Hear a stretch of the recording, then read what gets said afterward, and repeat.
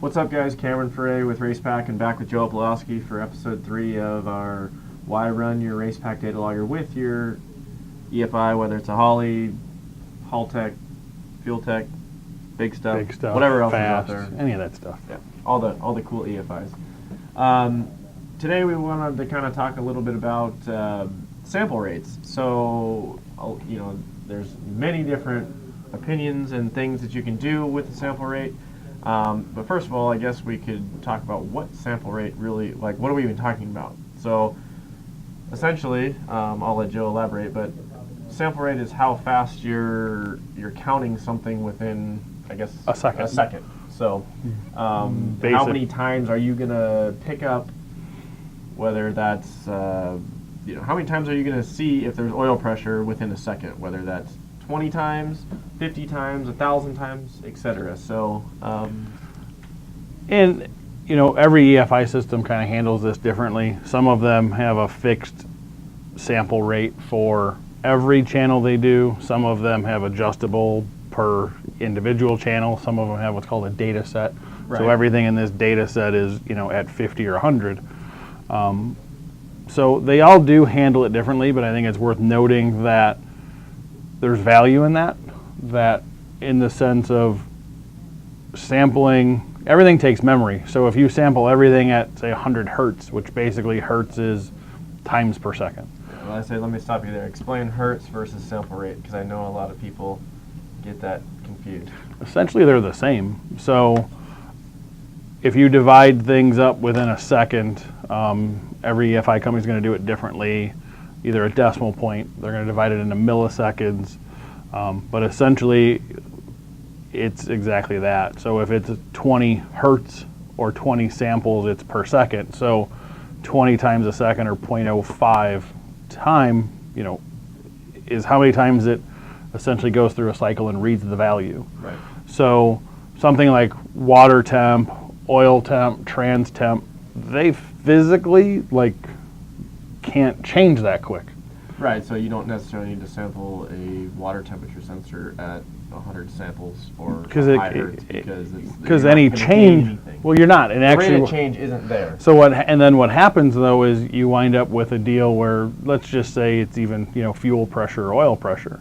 Depending upon where you put a fuel pressure sensor within the fuel system, it will see pulsations and things of that nature. But then there's times when if you sample it too fast, it's essentially just recording noise. Right. So having the ability to balance that, whereas a shock position sensor, you're going to want to sample it fast because it's something moving dynamically. Right. And the rate of change can happen so much faster than something exactly water temp or whatever. Accelerometers, the same thing. If those are items that are subject to vibration. So if you sample them too fast, really you're monitoring vibration more so than you're monitoring real moving data. Right. So adjustability in that realm helps, and it is a good quality to have, whether it's within a race pack or whether it's in your EFI system. I think it's just good to note that it's something that every consumer, every racer, every EFI person should be aware of. Cool. So now what would be the advantages of running a race pack when you're talking sample rate? The biggest advantage is every channel can be adjusted to your liking. Using a V300 SD, a V500 SD, the older stuff, the analog channels can be sampled up to 1,000 times. Right. So, and you're typically not going to sample a shock at 1,000. We typically go 250. But things, another thing is we'll log, I commonly log battery voltage in a V300 SD at 1,000 times a second. So literally in a car that has a progressive, I can watch the voltage change on every pulse on that solenoid. If you're diagnosing an ignition problem or a miss or something, you can look at that and see if the battery, if there's a lot of noise on that, it could be the battery. If it's a lithium battery, is breaking down. Right, so you can basically make a run, bump everything up on one run if you wanted to diagnose your issue and then back it back down if you don't want to have super huge files or something like that. You can. So that's another cool thing that we can do with the Racepak stuff. I mean, it's, like he was saying, the EFI stuff, sometimes if you bump up one channel, you have to do it to all of them. So that's where it gets kind of, well, I don't really want to sample my oil pressure at 100 or exactly. 500 or so whatever. That's the cool part about the Racepak stuff. It's all individual, so it's up to you on what you're going to do as far as.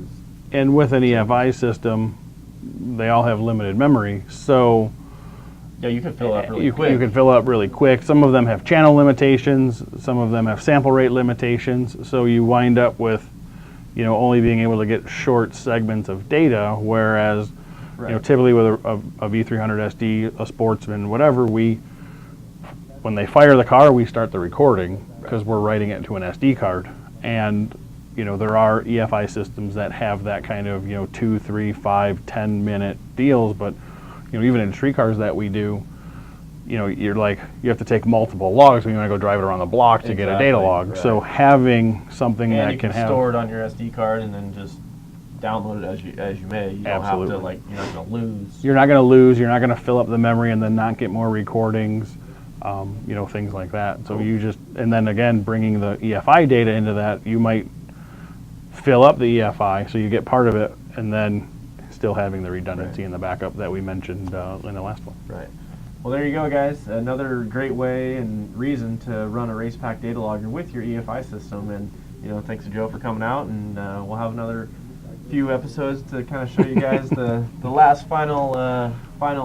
We're not done yet. Tips and tweaks that we recommend when it comes to EFI. So, if you have any more questions or anything, be sure to log on to racepak.com, or be sure to check us out on Racepak Media on the YouTube page. Thanks. Thanks, guys.